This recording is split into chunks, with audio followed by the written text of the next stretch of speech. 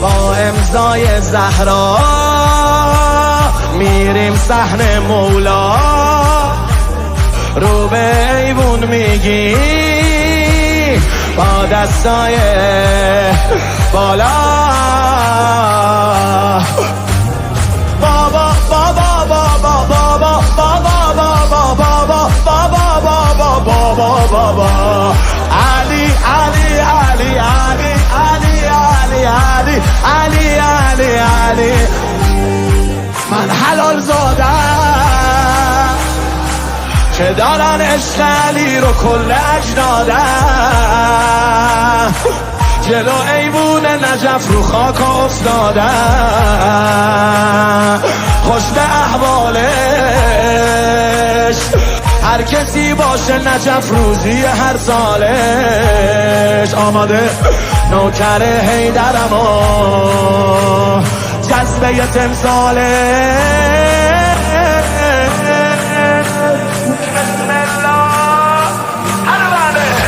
منو عشق و بارون نجف بنویس بهش بخون. اللهم ارزقنا نجف، اللهم ارزقنا نجف، اللهم ارزقنا نجف، اللهم ارزقنا نجف. میرم از این دنیا کجا؟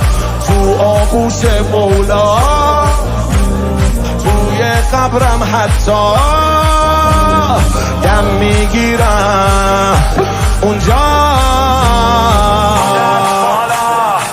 سینه زن بسم الله. بابا بابا بابا بابا بابا بابا بابا بابا بابا بابا علی علی علی علی علی علی علی علی علی علی. تا ابد میگم کوری سقیفه یا علی مدد میگم، از یل فاطمه بنت اسد میگم، اسمش اجازه بگم جایی جز نجف به شیعه ها نمیسازه. به به به ایوونش کافر رو هم به سجده میندازه.